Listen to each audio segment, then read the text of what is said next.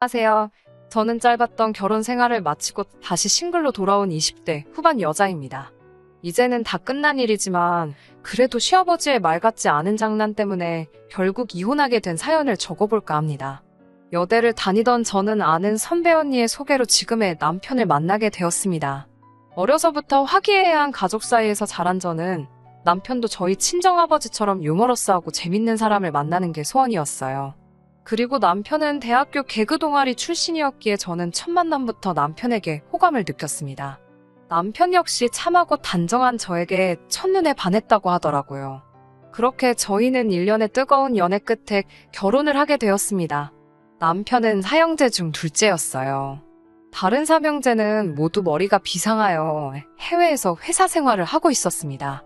반면에 남편은 공부에는 크게 관심이 없었대요. 그래서 어려서부터 다른 형제들하고 잘 어울리지 못했다고 하더라고요. 형제들이 떠난 이후로는 시부모님과 같이 살았고요. 그렇다 보니 남편과 시아버지는 늘 친구처럼 잘 어울리는 것 같더라고요. 그런데 그게 이런 식으로 부작용이 있을 줄은 정말 상상도 못했습니다. 남편의 프로포즈는 대부분의 여자들이 기대하는 것과는 좀 다른 식이었어요. 사실 저도 보통 여자들처럼 로맨틱한 프로포즈에 대한 환상이 있었죠. 장미꽃하고 풍선장식 같은 일반적인 그런 거 있잖아요. 그런데 남편은 어디서 이상한 걸 듣고 왔는지 말도 안 되는 상황을 꾸며놨더라고요. 하루는 제가 야근을 하고 집에 돌아오는 길이었어요. 제가 자취를 하고 있었는데 거기가 좀 골목길이라 밤에는 무섭거든요. 그래서 남편에게 전화를 걸며 촉각을 곤두세우고 걸어가고 있었어요. 그런데 그날따라 남편이 전화도 안 받는 거예요. 종종 걸음으로 발걸음을 재촉하는데 갑자기 골목에서 남자 2명이 나타나더군요. 정말 순간 난 죽었다는 생각밖에 안 들었어요. 그 남자 둘이 저한테 슬슬 다가오고 저는 다리에 힘이 풀려서 뛰려고 하는데 뛸 수가 없더라고요. 그 순간 남편이 어디선가 튀어나와서는 그 남자들에게 뭐하는 자식들이냐고 고함을 치더라고요. 그러자 그 남자들이 가자 이러면서 도망을 갔어요. 남편이 저를 구해준 것만 같아서 정말 고맙고 남편이 다시 보였죠. 그런데 결혼식 당일날 신부 대기실에 말쑥한 남자 2명이 들어오더니 저희가 노력한 보람이 있네요라며 킬킬거리더라고요. 알고 보니 남편이 저에게 남자다움을 보여준답시고 그 친구들에게 부탁해 한마디로 연극을 한 거였어요. 순간 그 이야기를 들으니 어이없기도 하고 짜증도 났지만 당장 식장에 입장해야 되는데 뭐 따질 만한 경황도 없었네요. 남편도 아기가 있어서 그런 장난을 친 건 아니었을 테니 도를 좀 지나친 우리만의 추억 정도로 간직하려고 했습니다. 그런데 결혼 생활이 계속되면서 이게 남편만의 문제가 아니라는 걸 알게 됐어요. 특히 시아버지께서는 정말 쳐도 되는 장난과 안 되는 장난에 구분이 없으세요. 일단 본인이 재밌다고 생각하시면 상대가 어떻게 생각하든 개의치 않고 시도하시거든요. 한 번은 시아버지께서 새 잠바를 하나 사고 싶다고 하셔서 제가 모시고 백화점에 간 날이었어요. 한 매장에 들어가서 이것저것 골라드리고 있는데 점원이 따님이신가 봐요 라고 묻더라고요. 그래서 제가 며느리예요 라고 대답하려는데 시아버지께서 대뜸 내 둘째 마누라요. 이쁘지?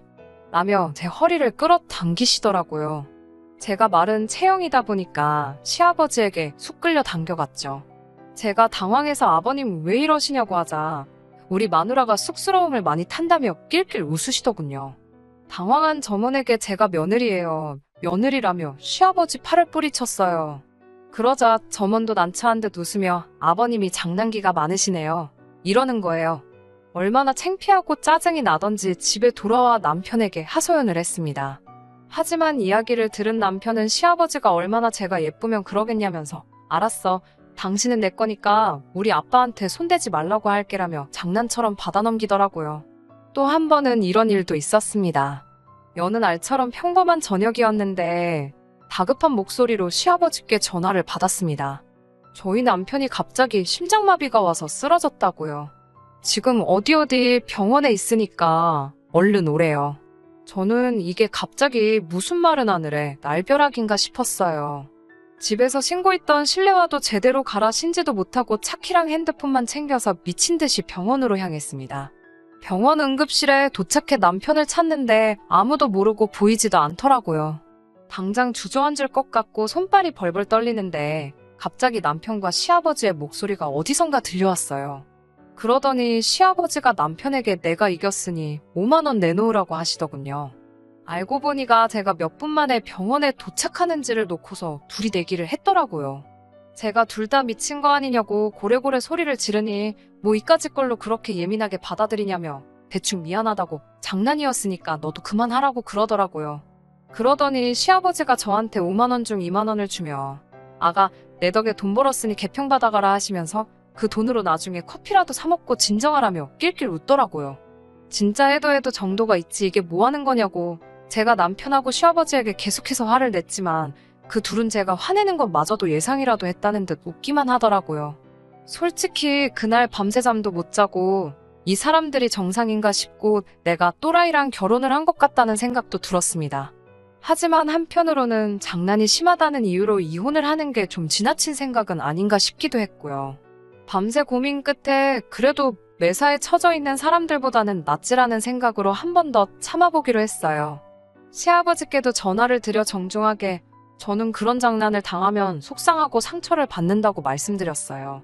저한테는 제발 장난치지 말아달라고 말이죠. 그러자 시아버지도 알겠다. 너한테는 이제 그만하마라고 약속하셨고요. 그리고 얼마 전 진짜 더는 용서할 수 없는 그런 일이 있었습니다. 토요일 밤 시아버지께서 전화를 하셨더라고요. 하시는 말씀이 요새 몸도 안 좋고 적적하다며 잠깐 얼굴 좀 비추고 가라고 하시더라고요. 그래서 일요일 아침 일찍 시댁으로 향했어요.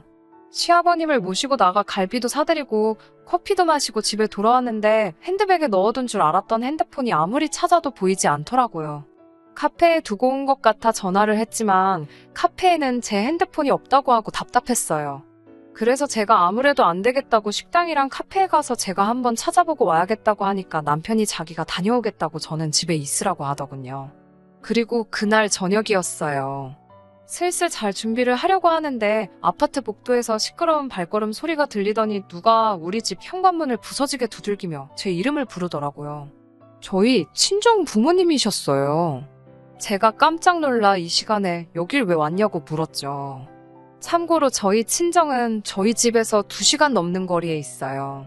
친정 어머니는 저를 보더니 왈칵 끌어안고는 다행이라며 엉엉 우시더라고요. 저희 친정 아버지는 전에 본 적 없는 무서운 얼굴로 김서방 이 자식 죽여버린다고 그러시고요. 도대체 무슨 영문인지 알 수가 없어서 무슨 일이냐고 얘기를 제대로 해달라고 했어요. 친정 부모님께 들은 이야기는 충격 그 자체였습니다. 제 핸드폰으로 전화가 와서 받았더니 저희 남편이더래요. 그러더니 제가 교통사고로 크게 다쳐서 응급실에 있다고 했다는 거예요. 불이 나게 남편이 오라는 병원에 도착했는데 남편이 시아버지랑 심각한 얼굴로 저희 부모님께 많이 놀라셨나고 묻더래요. 당연히 저희 친정 부모님은 일단 저 좀 보자고 어딨냐고 저를 찾으셨고요. 그런데 자꾸 말을 돌리고 저를 안 보여주니까 너무 이상하더래요. 저희 친정 부모님은 이미 저희 남편이나 시아버지가 지나친 장난을 자주 친다는 사실은 알고 계셨거든요. 그래도 설마 같은 자식 가진 부모로서 그런 거짓말을 하겠냐 싶었는데 그 순간 웃음을 못 참는 저희 남편을 보고는 속았다는 걸 눈치채셨다고 해요. 친정 아버지가 남편의 멱살을 잡고 너 이 자식 내가 죽여버리겠다고 우리 딸 어딨냐고 하자 놀란 남편이 이것부터 놔주시면 바로 말씀드린다고 하더래요. 그래서 나중에 집에 있다면서 두 분이 따님을 얼마나 사랑하는지 궁금해서 해봤다고 말도 안 되는 궤변을 늘어놓더랍니다. 친정 아버지 입장에서 차마 사돈을 때려 눕힐 수도 없고 넌 이따 보자라는 심정으로 자리를 뜨셨대요. 그래도 불안한 마음이 가시질 않고 제가 괜찮은지는 확인해야겠다 싶어서 저희 집으로 바로 달려오셨다고요. 우는 친정어머니와 분노하는 친정아버지를 보고 있으니 제가 보통 미친 사람하고 결혼한 게 아니라는 생각이 들더라고요. 저와 친정부모님은 바로 시댁으로 향했습니다. 시어머니는 저희 셋을 보더니 크게 한숨을 내쉬고는 죄송하다고 한마디 하고 자리를 피하시더군요. 무슨 일이 있었는지 이미 아시는 눈치기도 했어요. 하지만 시어머니는 사실 결혼 생활 내내 저에게 그래도 잘해주셨거든요. 시아버지나 남편이 지나친 장난을 할 때면 늘 시어머니가 먼저 나서서 사과해 주셨고요. 그래서 그때까지만 해도 시어머니 탓을 하고 싶은 생각은 없었어요.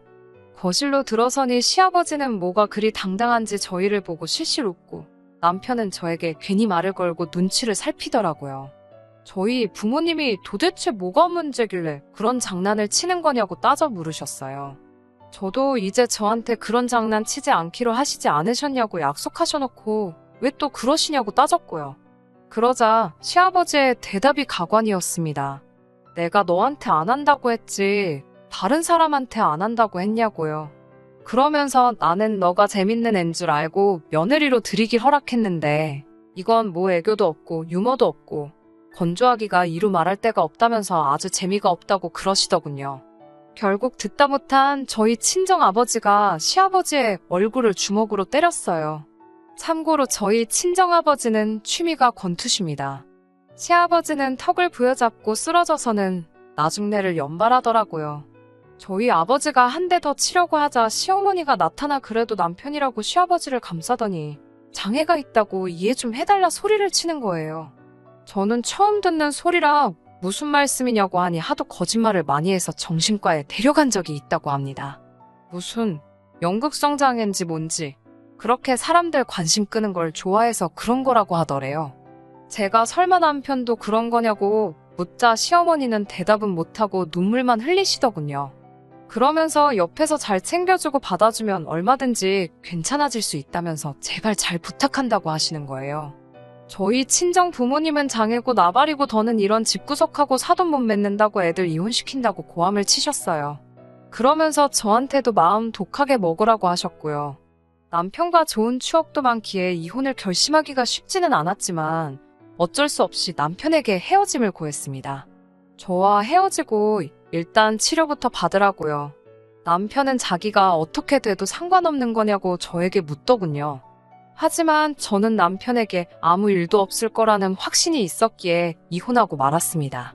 남편 동아리 동기들에게 들으니 남편과 시아버지는 결국 나란히 병원에 입원해 치료를 받기 시작했다고 해요.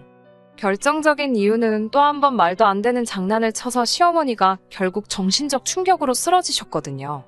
미국에 살던 남편의 형제들이 한국에 들어와 두 사람을 입원시키는데 동의했다고 합니다.